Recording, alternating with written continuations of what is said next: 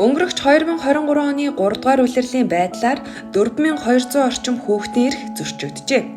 Үүнээс хүүхдийн бие махбодод халдсан, хүүхдийн дэргэд архитан согтуурсан, хүчирхийлэл үйлдсэн зөрчлүүд 97.5%-ийг эзэлж байна. Хүүхэд нийгмийн бүхий л орчинд хамгаалагдах эрхтэй бөгөөд хүүхдийн эрхийг хангах үүргийг эцэг эх асран хамгаалагч нь хүлээдэг. Гэтэл хүүхдийн эрхийн зөрчил дийлэнх тохиолдолд гэр бүлийн орчинд эцэг эхийн зүгээс үйлдэгдэж байна. Хүүхдийн дэргэд архитан согтуурч, хэрэлдэн маргалдаж, хүч хэрэглэх, үл хайхрах зэрэг үйлдэлүүд нь хүүхдийн аюулгүй орчинд амьдрах, эрүүл өсч бойжох, альва хүчирхийллээс ангид байх эрхэнд халтаж байдаг учраас энэ нь өөрөө хүүхдийн эрхийн зөрчил болтгоо.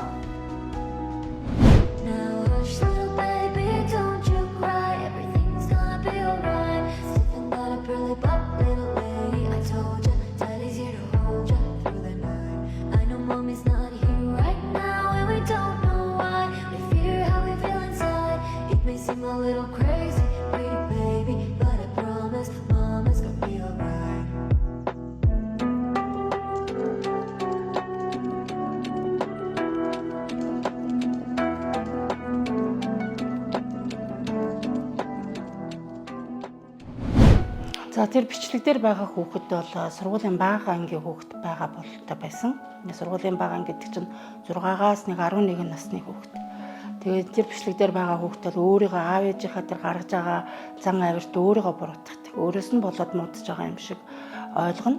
Өөрийгөө буруутгах нь айн, ичин, зовн, байнгын нэг сэтгэлийн түгшүүртэй итгэхгүй дахиад их болов хүлээлттэй байдгаараа бас их хортой. Ямар нэгэн санаа зовнилтоо сэтгэлийн түгшүүртэй дахиад муудах болов хизээд их бол өдр гэсэн ийм хүлээлттэй байдаг. Тэг өсвөр наснд авсан энэ сэтгэл зүйн энэ гэмтлүүд нь насан туршдаа бүхэл бүтэн амьдралынхын турш ингээд нөлөөлдөг ийм уур дагавартай гэр бүлийн хүчирхийлэл донд өсөж тооронсон хүүхэд.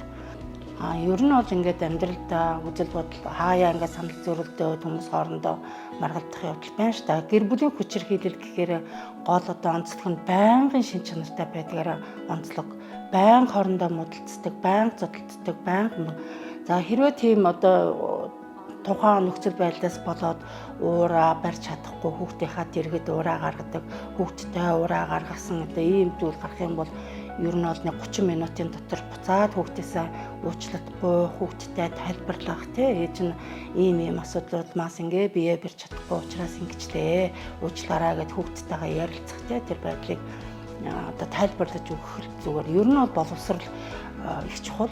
Сэтгэл зүйн талын боловсрал, сэтгэлийн хөдөлгөөний боловсрал, тэр өөрийнхөө сэтгэлийн хөдөлгөөнүүдийг таньдаг, мэддэг, тэгээд түүндээ тохирсон хариу үйлдэлүүдийг үзүүлж чадхад суралцах тийм татал зуршилтай болох шаардлагатай байгаа юм.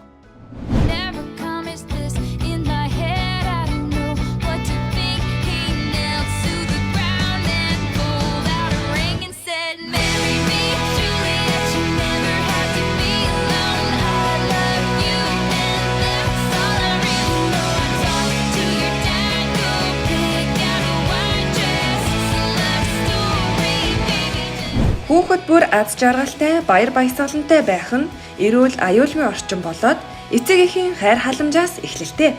Хүүхдийн ирээдүй танаас шалтгаална.